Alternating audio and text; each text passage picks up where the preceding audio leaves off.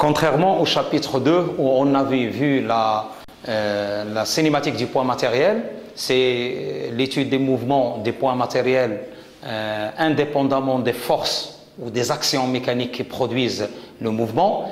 Dans le troisième chapitre, on s'intéresse à l'étude de la dynamique du point matériel, c'est-à-dire l'étude des mouvements, mais en tenant compte des forces ou des actions mécaniques qui produisent ce mouvement. Ce chapitre, il sera scindé en plusieurs parties. Donc on va voir la quantité de mouvement, les lois de Newton, le principe fondamental de la dynamique, c'est-à-dire la dynamique dans un référentiel galiléen et dans un référentiel non galiléen. Et je termine ce chapitre avec une petite application, un exercice d'application. Bon. Concernant la dynamique du point matériel, l'objectif essentiel de ce chapitre, c'est l'étude des mouvements d'objets. On s'intéresse aussi à la description systématique des observations faites concernant les grandeurs telles que la position, la vitesse, l'accélération par rapport à un référentiel, que ce soit un référentiel galiléen ou un référentiel non galiléen. Cette description est faite tout en ignorant les causes, c'est-à-dire les forces appliquées à ces objets et provoquant leur mouvement. Cependant, la dynamique consiste à étudier ces mouvements en tenant compte des causes qui les produisent. Bon, le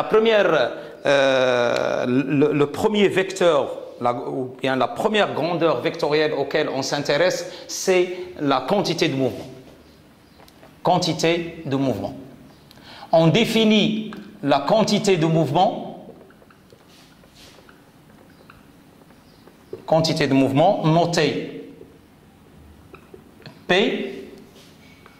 Donc c'est une quantité vectorielle. Elle est définie donc pour un point matériel, de masse M,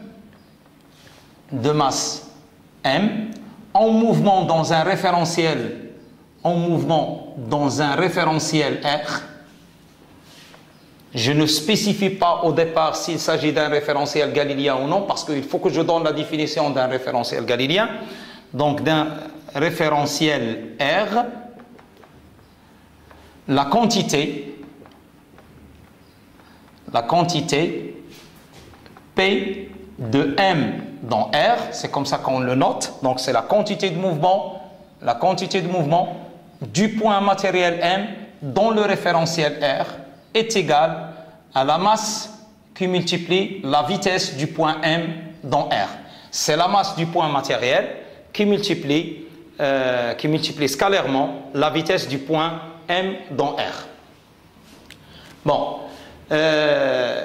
donc je vais enchaîner tout de suite avec les lois de Newton.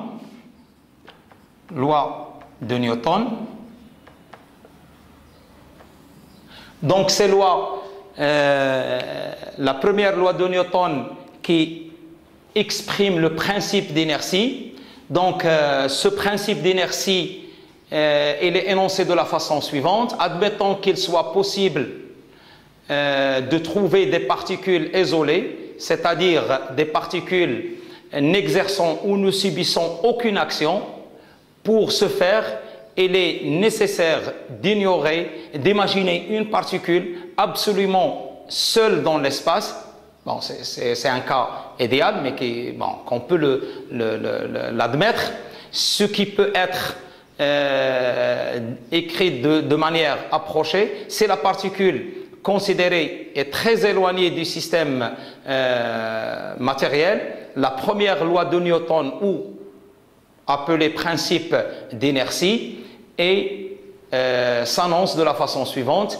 Il existe au moins un référentiel privilégié R par rapport auquel tout point matériel isolé M a un mouvement rectiligne uniforme, c'est-à-dire sa quantité de mouvement P est égale à une constante, ou tout simplement sa vitesse V est égale à une constante, du fait que la masse M, elle est indépendante du référentiel. Donc toutes les grandeurs scalaires sont indépendantes des référentiels.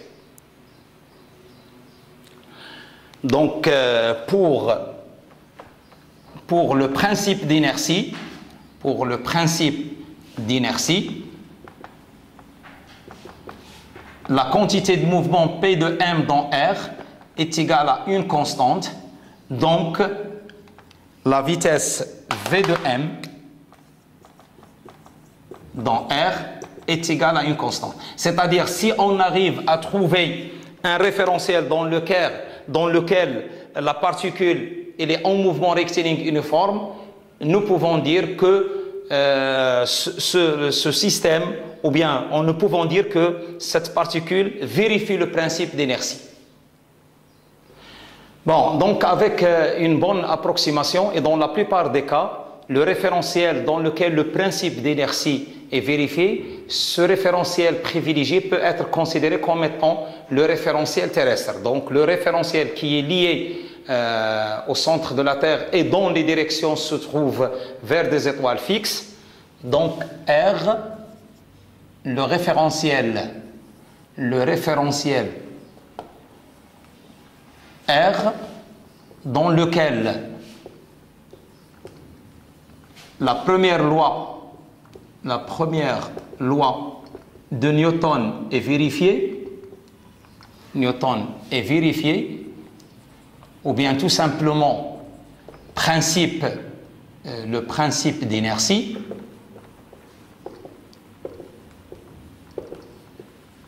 et le référentiel terrestre.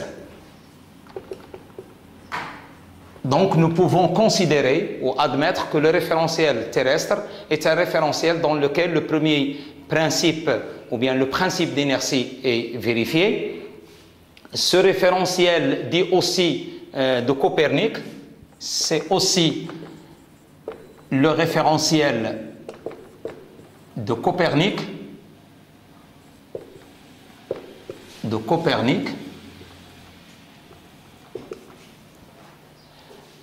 C'est un référentiel dont l'origine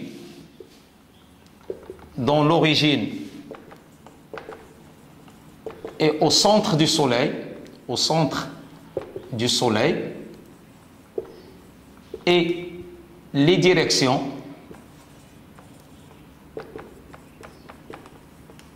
des axes sont dirigées vers des étoiles fixes. Donc, celui-là, donc on peut le considérer aussi comme étant un référentiel de Copernic. Donc, le référentiel galiléen, donc ce référentiel, lorsqu'il existe, donc on peut l'appeler aussi un référentiel galiléen. Et par rapport à ce référentiel, donc tout référentiel vérifiant le principe d'inertie peuvent être considérés comme étant des référentiels galiléens. Et donc la vitesse, donc soit R0, le référentiel galiléen où le principe d'inertie est vérifié,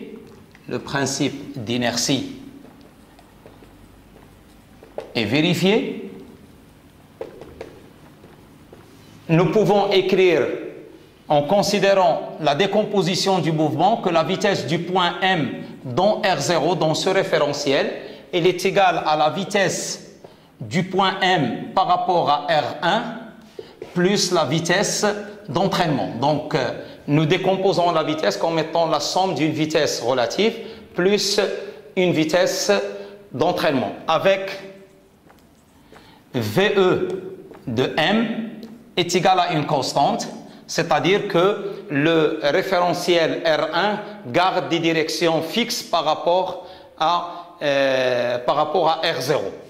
Donc, ceci implique donc V de M par rapport à R1 est égal à V de M par rapport à R0 moins VE de M. Et puisqu'on a Vm par rapport à R0 est égal à une constante et Vem est égal à une constante, ce qui implique que V de M par rapport à R1 est égal à une constante. Donc, si je multiplie par rapport à M, donc implique que V de M par rapport à R1 est égal à une constante. Donc, et ça c'est un résultat très important, que P de M par rapport à R1 est égal à une constante.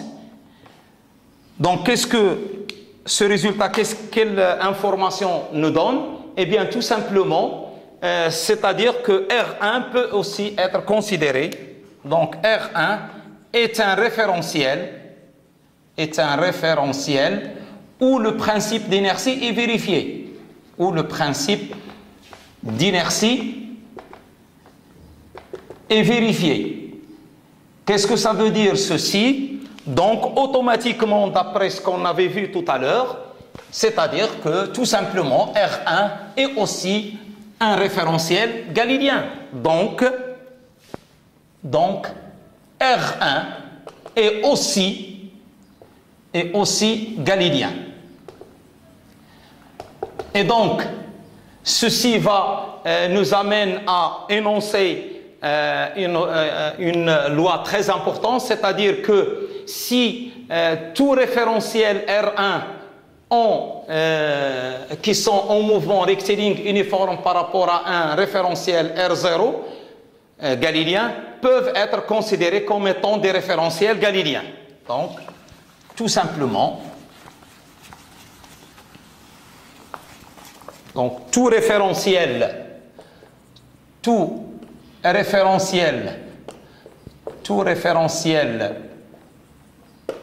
R1 en translation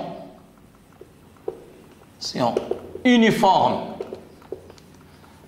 par rapport à un référentiel R0 galiléen est considéré aussi galiléen. C'est un résultat très important. Donc, pour démontrer ceci, donc on va considérer, pour la démonstration, donc on va considérer soit R1, soit R0 et R1, deux référentiels en translation uniforme, c'est-à-dire que V est égal à une constante, l'un par rapport à l'autre. Donc, si je considère ceci, d'après la loi de décomposition du mouvement, donc je vais écrire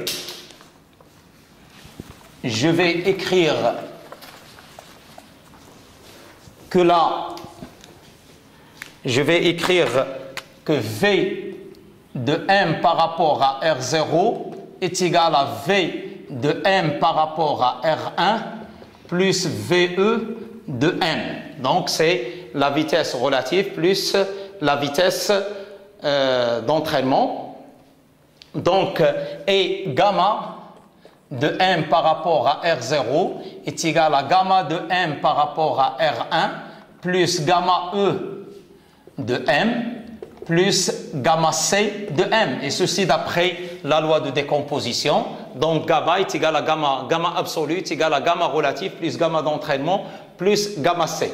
Donc, avec gamma E de M est égal à D carré de O1 sur dt2 par rapport à R0. Bien sûr, O1, c'est l'origine du référentiel R1 et O, c'est l'origine du référentiel R, plus oméga point de R0 par rapport à R, de R1 par rapport à R0, vectoriel O1M, plus oméga de R1 par rapport à R0, vectoriel oméga de R1 par rapport à R0, vectoriel O1M. Ça, on l'avait vu dans le chapitre 2 sur la décomposition du mouvement. Donc, puisque le référentiel R1 il est en translation uniforme, Donc, oméga de R1 par rapport à R0 est égal à 0. Pourquoi? Car R1 est en translation, par hypothèse, en translation uniforme par rapport à R0. Donc, oméga est égal à 0 et aussi V de O1 par rapport à R0 est égal à une constante. Pourquoi? Car la vitesse de O1 est constante. Translation uniforme. Voilà. Donc, ceci implique automatiquement, si j'introduis ces deux quantités dans l'expression, donc ce qui implique que d carré de OO1 sur dt2 par rapport à R0 est égal à 0, et ceci implique que gamma E de M est égal à 0. Pourquoi est égal à 0? Parce que ce terme-là, il est égal à 0, ce terme, il est nul, et ce terme est égal à 0. Voilà, donc gamma E est égal à 0. Et de la même occasion, on montre aussi que gamma C, puisque gamma C de M par rapport à gamma C de M est égal à 2 oméga de R1 par rapport à R0 vectoriel V de M par rapport à R1, c'est la définition de l'accélération de Coriolis, avec oméga est égal à 0, donc ceci est égal à 0, d'où gamma de M par rapport à R0 est égal à gamma de M par rapport à R1. Voilà. Donc, on trouve que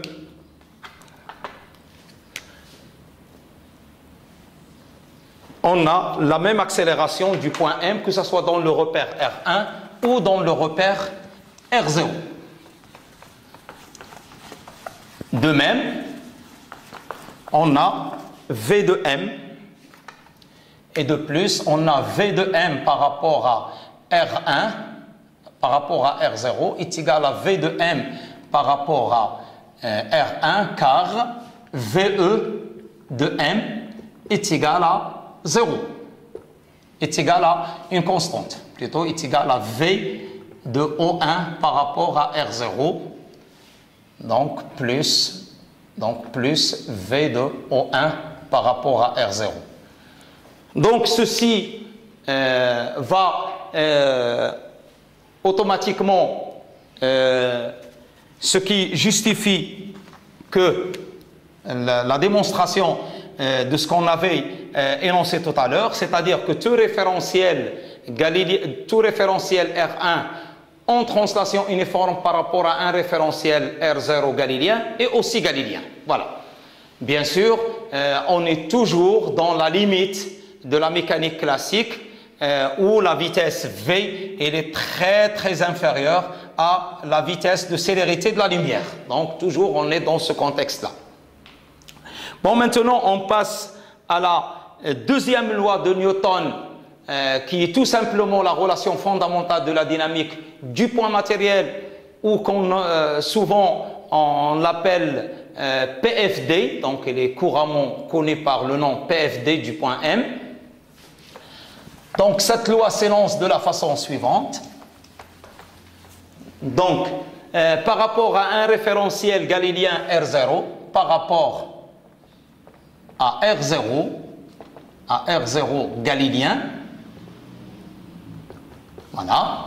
Donc le mouvement d'un point matériel M de masse M soumis à des forces F, donc le mouvement de M de masse M soumis à une résultante de force,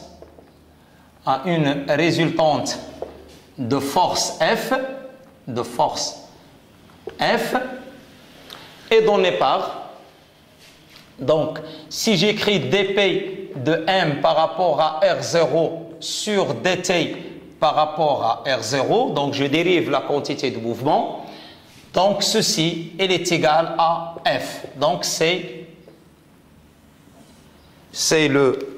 la deuxième loi de Newton, deuxième loi de Newton, ou bien appelée aussi PFD, le principe fondamental de la dynamique. Mais cette relation, on va l'écrire d'une façon un petit peu simplifiée. Donc je remplace dP donc par m de V de m par rapport à R0 sur dt par rapport à R0 est égal à m d de V de m par rapport à R0 sur dt par rapport à R0, bien sûr en considérant que la masse ne change pas lorsqu'on change de référentiel, et donc qui est égal à m et dv sur dt par rapport à R0, c'est gamma de m par rapport à R0 qui est égal à f. Donc le principe fondamental de la dynamique s'écrit m gamma de m par rapport à R0 est égal à la résultante des forces appliquées sur le point M. C'est la deuxième loi de Newton. Donc cette loi, nous pouvons aussi l'écrire d'une autre façon.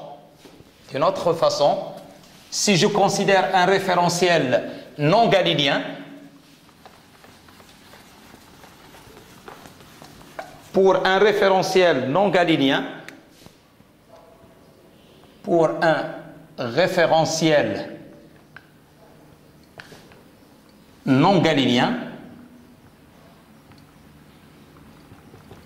donc D de P de M par rapport à R1 sur dt par rapport à R1, donc R1 non galiléen,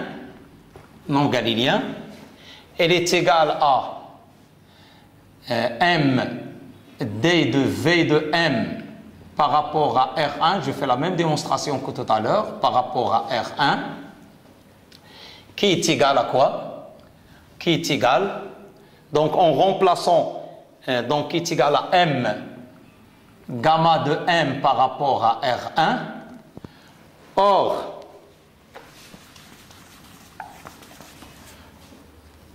d'après la décomposition du mouvement,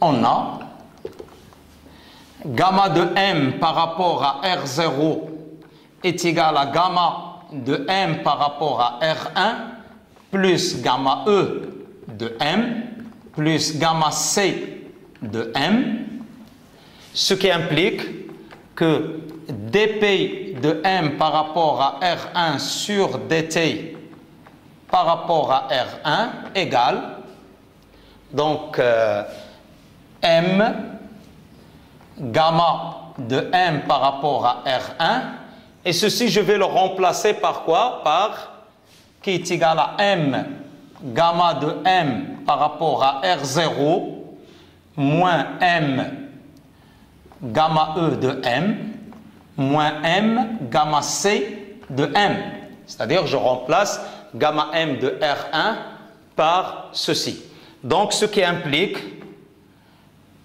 or M gamma de M par rapport à R0 c'est quoi? C'est tout simplement en appliquant la deuxième loi de Newton, c'est la résultante des forces F moins F, donc plus FIE plus FIC, donc dP de M par rapport à R1 sur dt par rapport à R1 égale à ceci. Donc voilà l'écriture du principe fondamental de la dynamique, mais dans un référentiel non galiléen, avec de nouvelles expressions qui apparaissent dans cette relation. Il s'agit de FIE. FIE, c'est la force d'inertie d'entraînement qui est égale à moins M gamma E de M, et FIC, c'est la force d'inertie de Coriolis qui est égale à moins M gamma C de M. Donc, la deuxième loi de Newton dans un référentiel non galiléen s'écrit de cette façon. dP de m, donc il s'agit de la quantité de mouvement dans un référentiel relatif, sa dérivée dans le même référentiel relatif est égale à la résultante des forces F plus FIE plus FIC, avec les FIE est égal à moins M gamma E et FIC est égal à moins M gamma C. Voilà. Donc, maintenant, je vais donner quelques types de forces qu'on rencontre souvent, donc qui produisent en général le mouvement. Donc, il y a les forces de gravitation, les forces de gravitation. Donc, si je considère un point matériel M1 de masse M1 et un point matériel M2 de masse M2, donc le point M1, il exerce une force sur M2 et en même temps M2 il exerce une force sur M1, donc F1, 2, donc c'est la force exercée par 1 sur 2 et ici c'est la force exercée par 2 sur 1.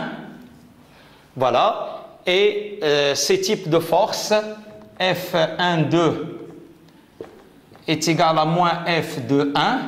Donc ces forces sont identiques en intensité mais qui sont de direction opposée.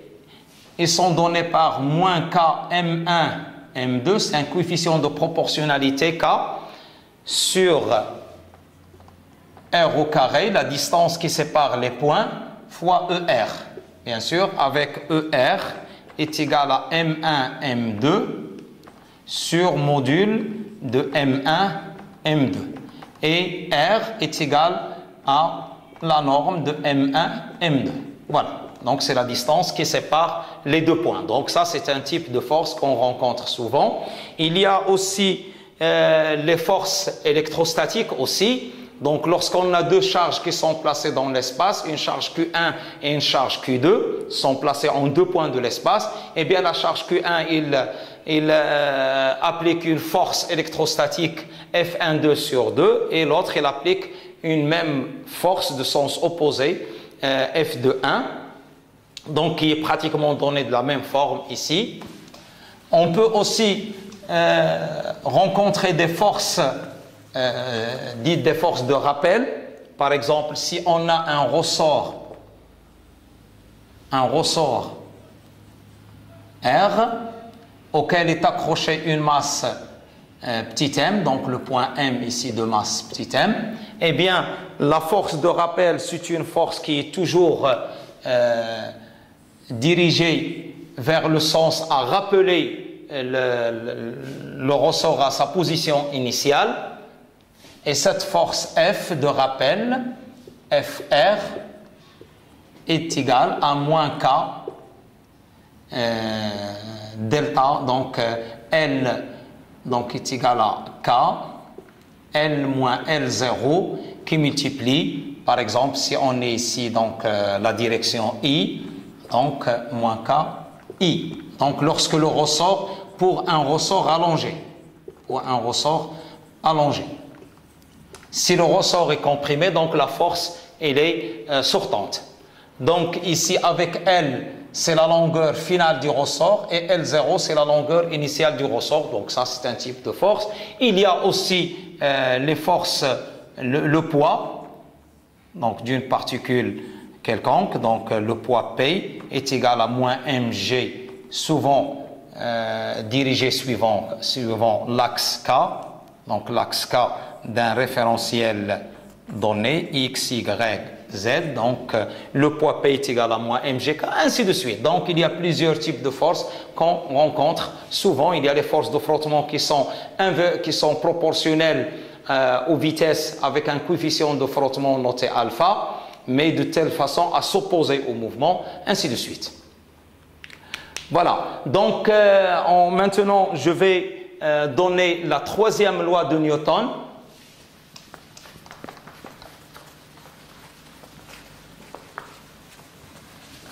La troisième loi de Newton. Troisième loi de Newton. Cette loi, elle exprime le principe des actions réciproques.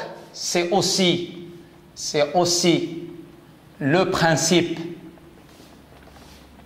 des actions réciproques.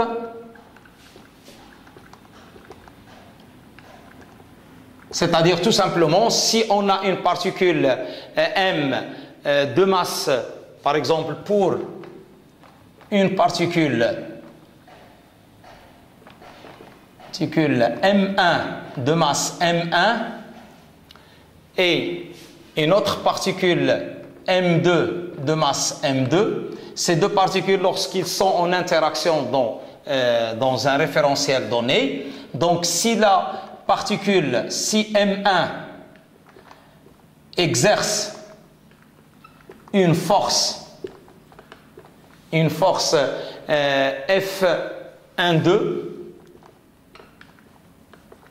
sur M2, sur la particule M2, alors automatiquement M2 exerce aussi une force F2 1, donc c'est la force de la particule M2 sur la particule M1, de telle sorte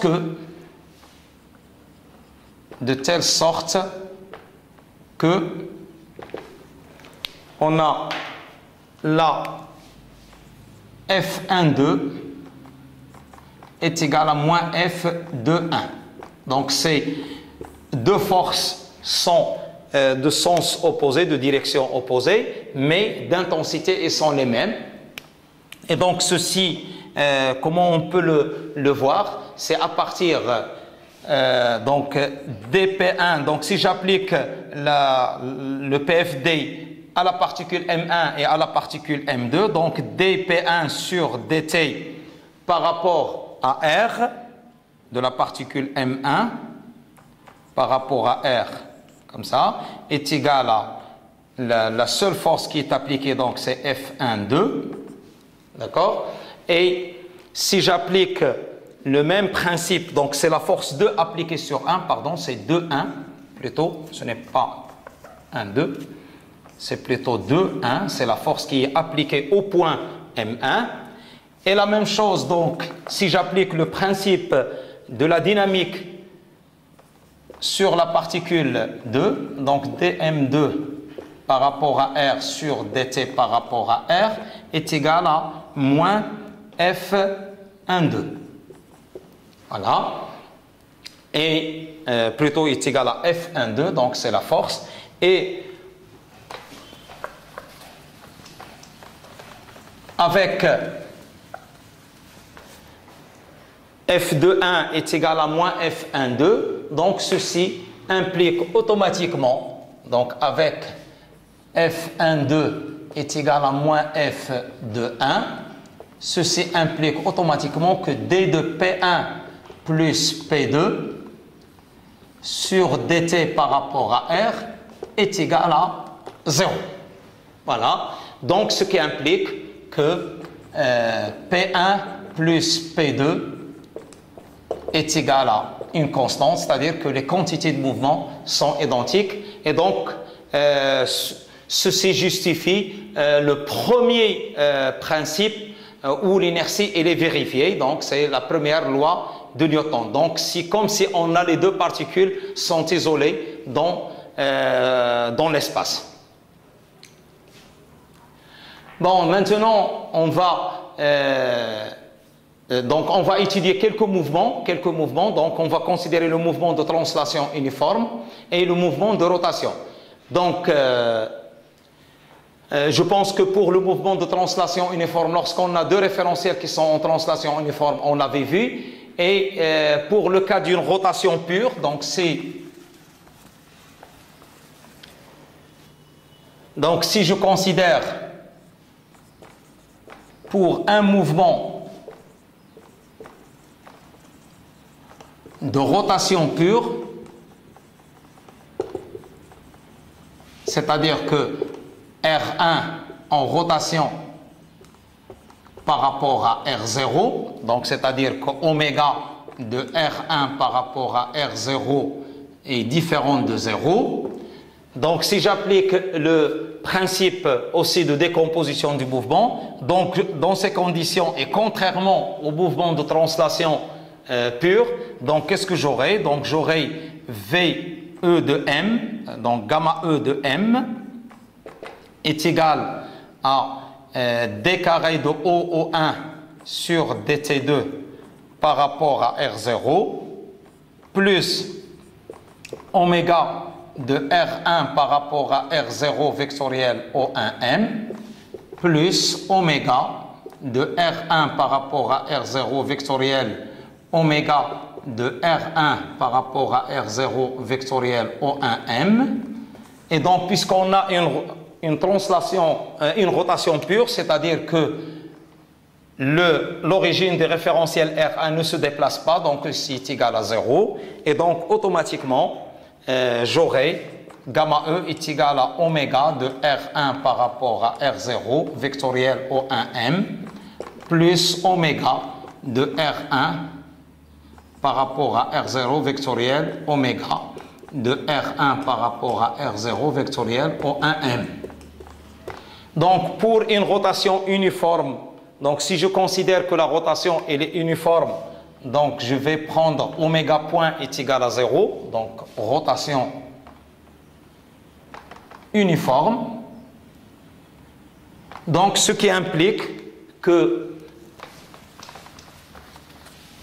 gamma E de M est égal à oméga de R1 par rapport à R0 vectoriel oméga de R1 par rapport à R0 vectoriel O1M. Voilà. Et puis, pour ce qui concerne gamma C de M est égal à 2 oméga de R1 par rapport à R vectoriel V de M par rapport à R1. Donc, puisqu'on ne considère que la rotation, donc V de R de M1 est égal à 0, donc ce qui implique que gamma C est égal à 0. Et donc, toute l'accélération absolue, elle est réduite tout simplement en accélération d'entraînement. Donc, toute l'accélération gamma A de M, elle est égale à gamma E de M. Voilà. Bon, maintenant je vais donner une petite application, c'est le mouvement d'un pendule, donc une particule. Donc je vais considérer le mouvement suivant. Donc soit un point M, soit M, un point matériel de masse M, en mouvement dans un référentiel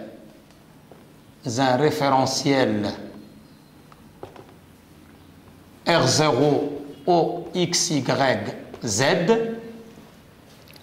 auquel est attachée la base IJK, attachée la base IJK, et je vais considérer un référentiel, soit R1, le référentiel OX1, Y1, Z1, un référentiel relatif,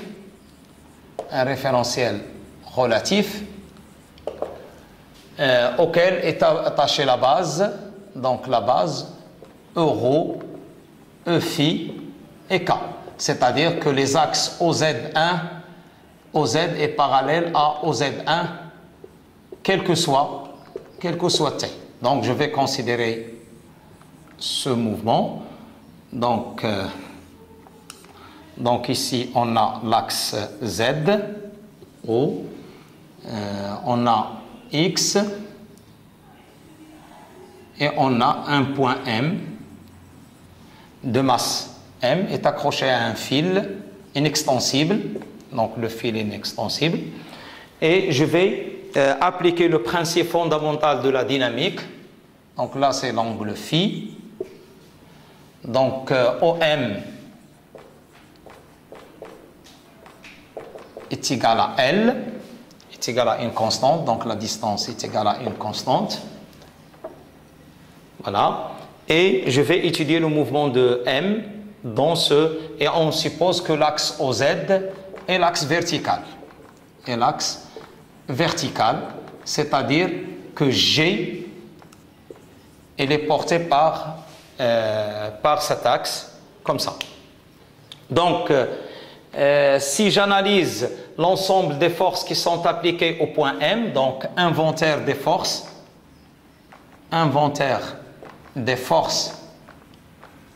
appliquées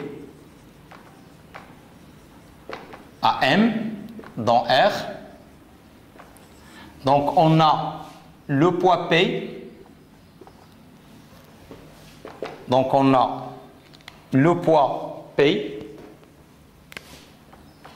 est égal à moins mg, est égal à plutôt mgk. Attention, donc c'est pas toujours on fait moins, donc c'est dans ce cas-là c'est plus mgk parce que j'ai pris l'axe OZ qui est orienté vers le bas. Voilà. Et donc et aussi il y a la tension, ce qu'on appelle tension du fil T. Donc la tension du fil T.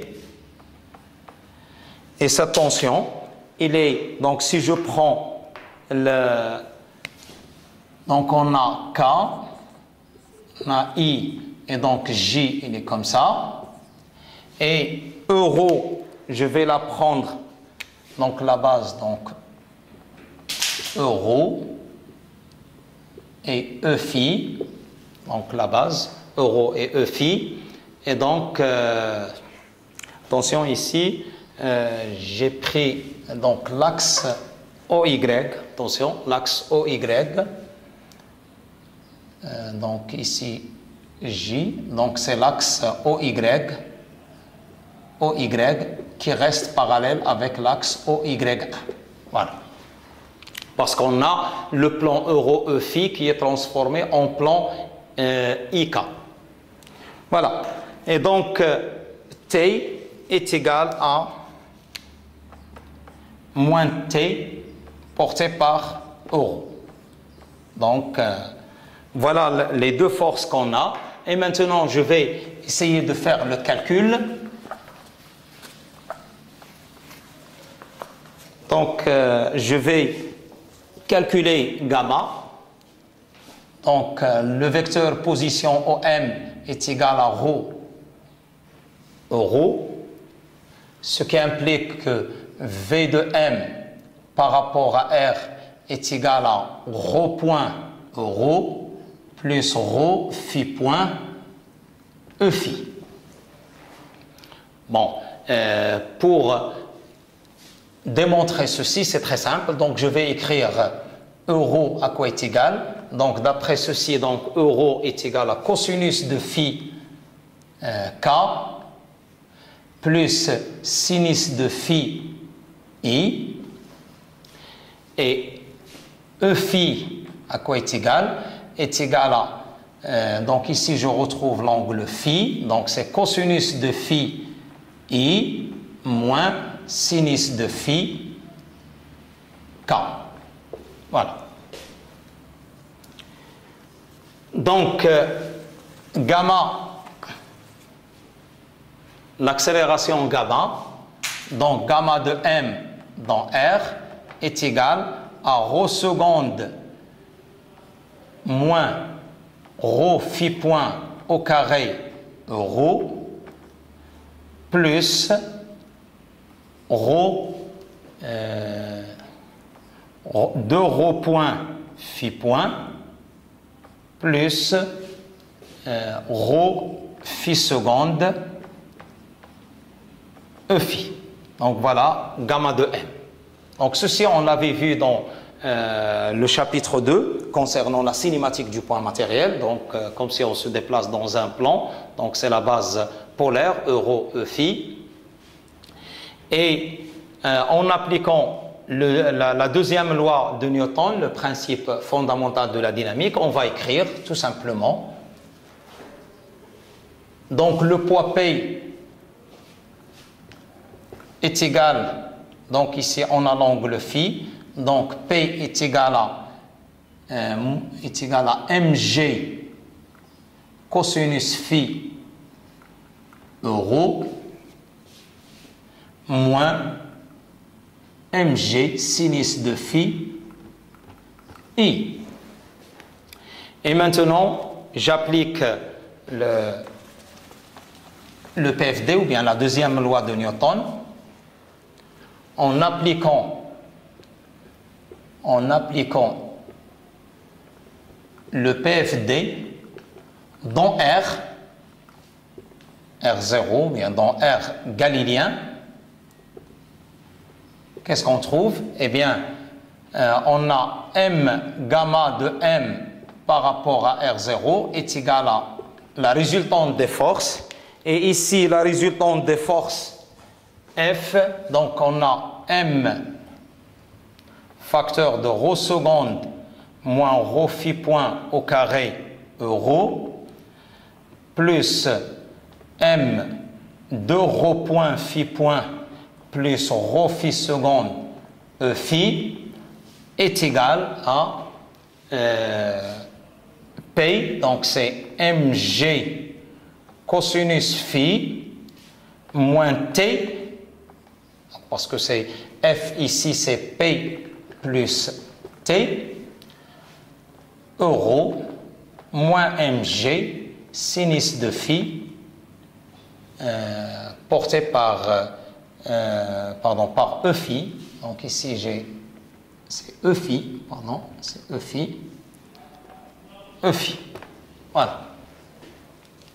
Donc, ce qui implique automatiquement que en égalisant membre à membre, donc j'aurai m ρ seconde moins ρ phi point au carré est égal à mg cosinus de phi moins t, et on a 2 ρ point phi point plus ρ phi seconde est égal à moins mg sinus de phi.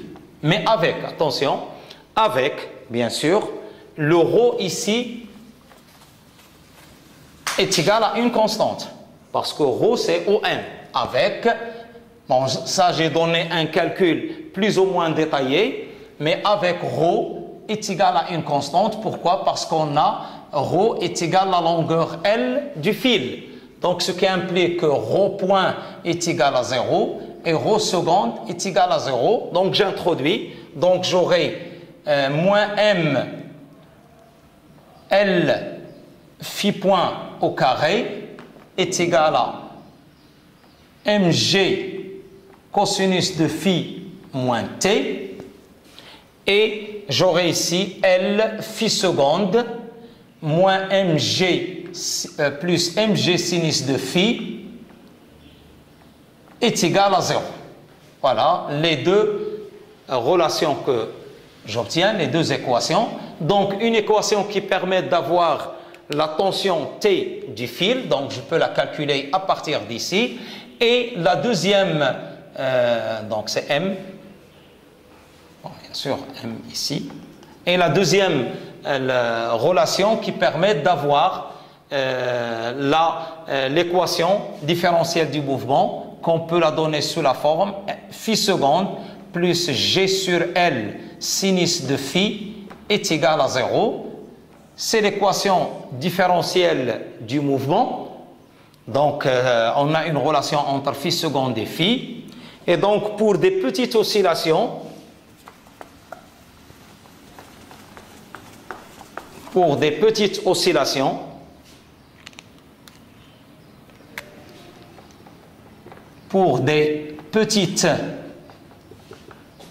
oscillations, c'est-à-dire phi qui tend vers 0, donc on a sinus de phi, on peut l'approximer par phi. Donc un développement limité de la fonction sinus de phi au voisinage de 0 à l'ordre 1. Donc ce qui implique que l'équation différentielle s'écrit comme étant G sur L phi est égal à 0. Donc avec ceci on le pose oméga 0 carré. Donc on obtient phi seconde plus oméga 0 phi est égal à 0. Voilà. Cette équation différentielle, elle traduit, ou bien c'est celle d'un mouvement, c'est celle d'un mouvement périodique, de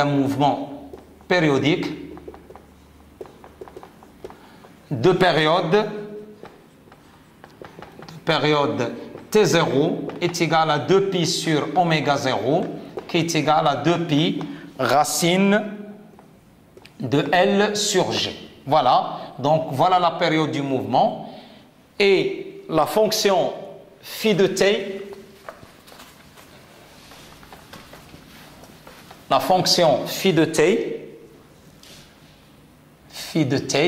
elle est égale à phi 0 sinus oméga 0 t plus une autre constante que je vais noter alpha. Donc voilà la solution de cette équation différentielle.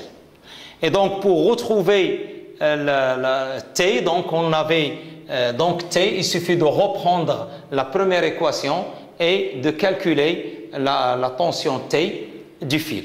Voilà. Donc vous voyez que avec le principe fondamental de la dynamique, on peut calculer l'équation, on peut trouver même l'équation horaire du mouvement, parce que ici la variable c'est phi, et en même temps on peut calculer toutes les autres forces qui sont au départ non connues comme t. Cette équation on pourrait la retrouver en appliquant le PFD dans un référentiel non galiléen pour voir et pour s'assurer que le principe fondamental de la dynamique dans un référentiel non galiléen, il donne le même résultat que celui dans un référentiel avec des calculs bien sûr qui sont différents, mais le résultat est toujours le même. Donc PFD dans R1 non galiléen. Donc là, à nouveau, on va écrire l'inventaire des forces. Inventaire des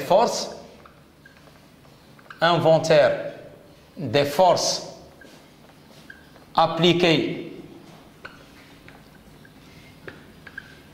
sur M, la AM, dans R1. Donc, comme on avait vu tout à l'heure, donc il y a toujours le poids P. La première force, donc, c'est MGK. Il y a aussi la tension T est égale à moins T rho. Mais attention, dans ces conditions, il y a la force d'inertie d'entraînement qui est égale à moins M gamma E de M. Et il y a la force d'inertie de Coriolis qui est égale à moins M gamma C de M. Voilà. Et maintenant, on va calculer gamma E et gamma C. Donc, avec, bien sûr, gamma E de M est égal à D carré de O sur DT2, parce que le référentiel R1 qu'on avait choisi, il a la même origine que le référentiel R. Donc ici c'est 0, plus oméga point de R1 par rapport à R vectoriel OM plus oméga vectoriel oméga toujours de R1 par rapport à R vectoriel OM.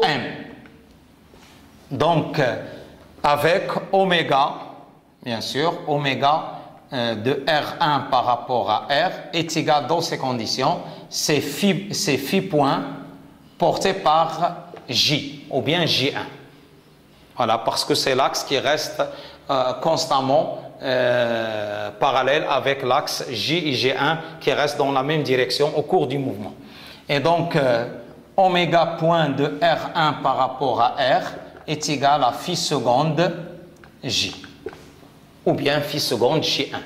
Et donc, avec ce calcul-là, donc on détermine gamma E de M, puis on détermine gamma C de M qui est égal à 2 oméga de R1 par rapport à R vectoriel V de M par rapport à R1. Et donc, et après, donc, on détermine avec, attention, avec V de M par rapport à R1 est égal à D de OM sur DT par rapport à R1 qui est égal à D de L euro sur DT par rapport à R1 avec L constant et euro il est constant dans R1, donc la vitesse, donc ceci il est égal à 0, donc la vitesse relative de M dans R1 est égale à 0 et ceci implique automatiquement que gamma de M par rapport à R1 implique automatiquement que gamma de M dans R1 gamma C de M dans R1 gamma C pardon gamma C de M est égal à 0 parce qu'on a V de M dans R1 et aussi et gamma de M par rapport à R1 est égal à 0. Donc, dans ces conditions, l'accélération elle est absolue est égale à l'accélération d'entraînement. Voilà, parce que V de M dans R1 est égal à 0. Automatiquement, puisque VR est égal à 0, donc 2 oméga vectoriel VR est égal à 0. Et puisque gamma de M dans R1, c'est D carré de OM sur DT2 dans R1, donc il est égal aussi à 0. Donc, tout simplement, il suffit de calculer gamma E.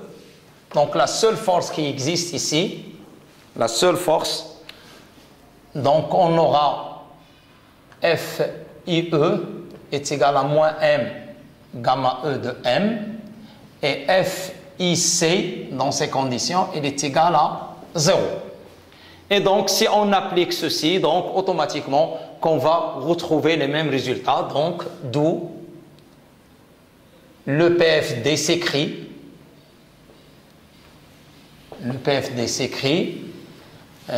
moins donc M gamma de M par rapport à R1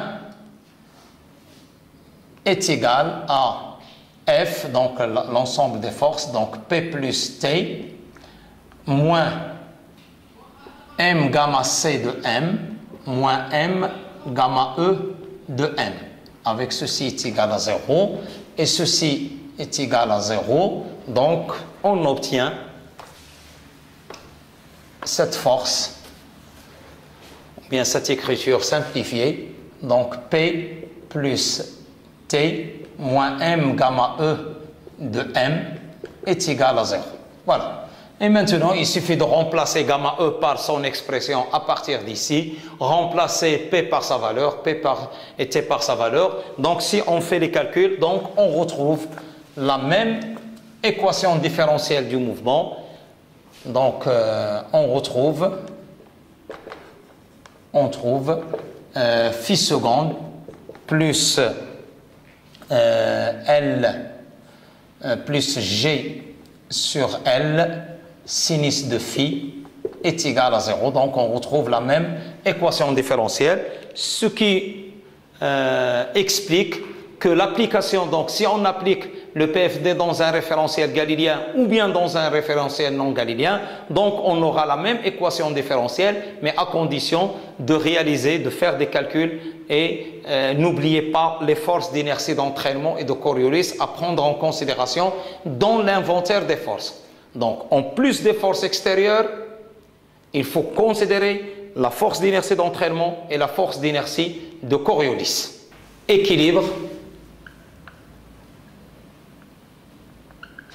d'une particule dans un référentiel R. Donc, on considère une particule en équilibre dans un référentiel R. Donc cet équilibre, il est atteint ou bien il est vérifié si dans ce référentiel, les coordonnées ou bien les coordonnées de la particule ne dépendent pas explicitement du temps, c'est-à-dire que la condition nécessaire est suffisante. Donc il faut que gamma de m dans R est égal à 0, quel que soit t. Pourquoi gamma de m dans R est égal à 0? C'est-à-dire que si je multiplie par m, gamma de m par rapport à R est égal à 0, c'est-à-dire que F est égal à 0. Donc une particule est en équilibre si la somme des forces elle est nulle. La somme des forces appliquées elle est nulle. Donc la première condition nécessaire et suffisante, gamma de m dans R est égal à 0, quel que soit t. Si je multiplie par m, donc c'est-à-dire que m gamma de m dans R est égal à 0. Or, d'après la deuxième loi, m gamma c, la résultante des forces, elle est égale à 0. Donc la première condition nécessaire et suffisante, c'est que pour avoir une particule en équilibre dans le système de coordonnées, il faut que la résultante des forces appliquées sur cette particule elle est égale à 0. Et il y a aussi une condition V de m dans R aussi est égale à 0 à t est égal à 0. C'est-à-dire qu'au départ du mouvement, la vitesse elle est nulle, c'est-à-dire les conditions initiales sont nulles. Donc une telle condition est nécessaire car si la particule est en équilibre dans R, donc c'est-à-dire que la position OM à l'instant t est égale à la position de OM à l'instant t est égale à 0, c'est-à-dire OM 0, et donc V de M dans R est égal à 0, qui est égal à, et si V de M est égal à 0, donc automatiquement gamma de M dans R elle est égale à 0. Donc c'est la première condition, c'est-à-dire que l'ensemble des forces ou bien la résultante est égale à 0. Pourquoi cette condition est dite une condition est suffisante? Car si gamma de M dans R est égal à 0, si cette gamma est égal à 0, donc implique que V de M dans R est égal à une constante. D'accord? Donc, c'est-à-dire que ceci est égal à V de M dans R à T est égal à 0. Ça, c'est un instant T. Et donc, ceci implique automatiquement, puisque ceci est égal à 0, d'après cette condition, donc OM est égal à OM0. C'est-à-dire que la position à l'instant t est égale à la position à l'instant t est égale à 0, est égale à une constante. Voilà, donc ceci traduit le fait que la condition est nécessaire et suffisante. Sur ceci, je termine ce cours, ce chapitre. Merci de votre attention.